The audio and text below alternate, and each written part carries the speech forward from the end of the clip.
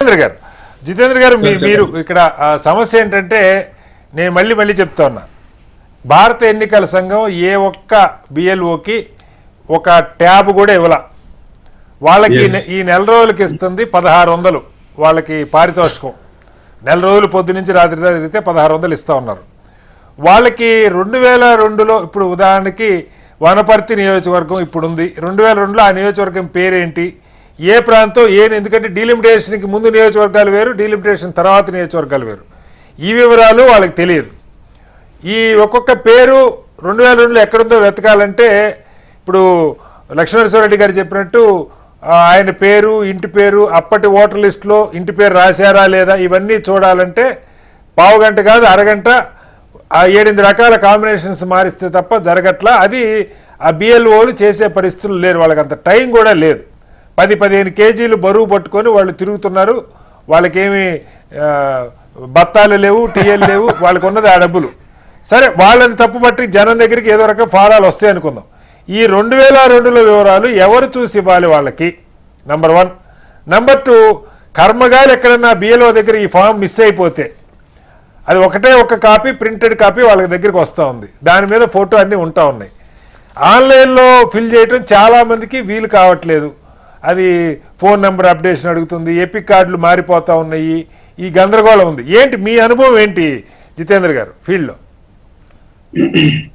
ముఖ్యంగా మీకు ప్యానెల్లో ఉన్న వాళ్ళందరికీ నమస్కారాలండి. మోడీ గారికి 12 సంవత్సరాలు ఒక అలవాటు అయిపోయిందండి. భారతదేశం మీద నేను ఏది చేసినా నడుస్తుంది, నేను ఏమి రుద్దినా నడుస్తుంది, పార్లమెంట్ లో చర్చించకున్నా నేను ఏం చేసినా నడుస్తుంది అని ఒక అలవాటు అయిపోయింది. ఇంత పెద్ద వ్యవస్థ, ఎలక్షన్ వ్యవస్థ అనేది 1951లో మొదలైనటువంటి ఒక గొప్ప వ్యవస్థ ఇది.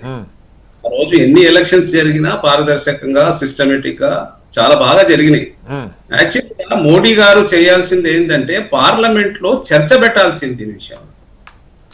అన్ని జాగాల పార్లమెంట్ లో, శాసనసభలో ఇవన్నీ చర్చ జరపాలి. అంటే అది మా పరిధి కాదు, భారత ఎన్నికల సంఘం నిర్ణయం, మాది కాదు అంటారు. అది ఆన్సర్ తప్పు కదండి. ఇప్పుడు ఈ రోజు చూడండి, నేను ఒక చాలా ఇప్పుడు తెలంగాణ ప్రదేశ్ కాంగ్రెస్ సేవ రాష్ట్ర అధ్యక్షుడిని, అనేక జిల్లాలలో, అనేక కాన్స్టిట్యున్సీలలో పర్యటిస్తున్నాను. ఈ రోజు చూడండి, బిఎల్ఓ తీసుకుపోయి ఫామ్స్ ఇస్తే 10% కూడా రాలేదండి. 24 తారీఖు వచ్చేస్తుంది. రేపు ఏంది పరిస్థితి? అంటే మొత్తం వ్యవస్థని నాశనం చేస్తారా వీళ్ళు? ఏం చేస్తారు? కాదు, నేను రాజకీయ పార్టీలు కూడా గట్టిగా ఒక ప్రశ్న అడగదలుచుకున్నాను జితేంద్ర గారు. నేను ఆశించింది ఏంటంటే, ఇప్పుడు తెలంగాణలో 3 పార్టీలు, కాంగ్రెస్ అధికారంలో ఉంది, బీఆర్ఎస్ ప్రధాన ప్రతిపక్షం, బీజేపీ చాలా బలమైన పార్టీ, పెరుగుతున్న పార్టీ అనుకుంటే, ఒక్క బూత్ ఏజెంట్ దగ్గర నేను దాదాపు 10 వార్డ్ ఆఫీసులకు తిరిగాను. ఏ ఒక్క బూత్ ఆఫీస్, వాళ్ళు ఎవరు ఫీల్డ్లో తిరగట్లా, అందరూ బిఎల్ఓలు ఆఫీసుల్లో కూర్చుంటున్నారు, ప్రజలే వాళ్ళ దగ్గరికి వెళ్తా ఉన్నారు.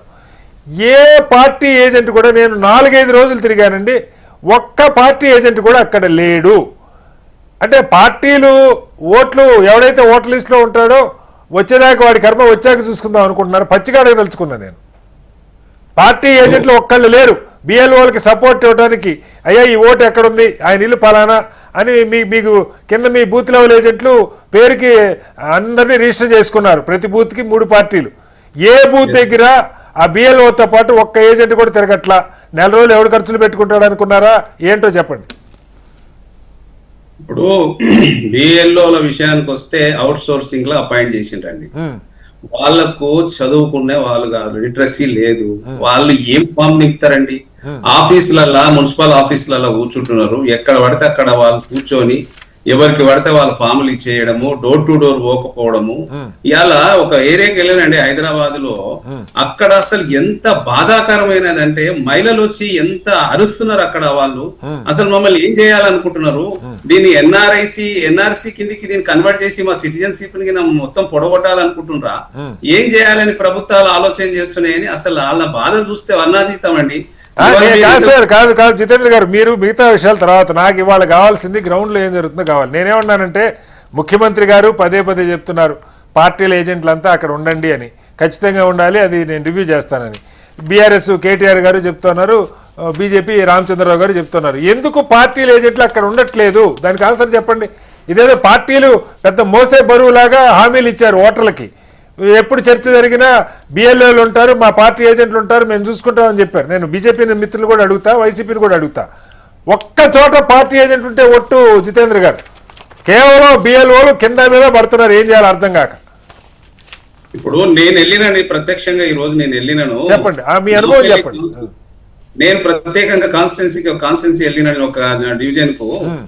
ఇప్పుడు అక్కడ వాళ్ళు చెప్పేది ఏంటంటే, నేను బిఎల్ఏని అడిగిన, బాబు నువ్వు ఎన్నిరా బాబు, 4 బూతులలో వాళ్ళు 4 కూర్చున్నారు, 4000 ఓట్ల వాళ్ళు BLO booth level officers. Yes అండి, బిఎల్ అంటే మా కాంగ్రెస్ పార్టీకి సంబంధించినటువంటి వారితో బిఎల్ఓ కాదు, బిఎల్ఏ ఏజెంట్, మా బూత్ లెవెల్ ఏజెంట్ అండి. అసలు మీకు బిఎల్ఓ కలుస్తున్నాడా, అసలు ఏం జరుగుతుంది, మీరు ఎంతమంది డోర్ టు డోర్ పోయినరు, వాళ్ళు ఏమంటుండ్రు అంటే వాళ్ళు ఒకటే చెప్తుండ్రు, అన్న ఇందులో ఫామ్సే రావట్లేదు మా దగ్గరికి, అసలు ఒక్క ఇంట్లో 1 వస్తే 4 వస్తలేదు, 3 వస్తే 1 వస్తలేదు, అనేక రకాల సమస్యలు ఉన్నాయండి, ఒక్కటని లేదు ఇక్కడ.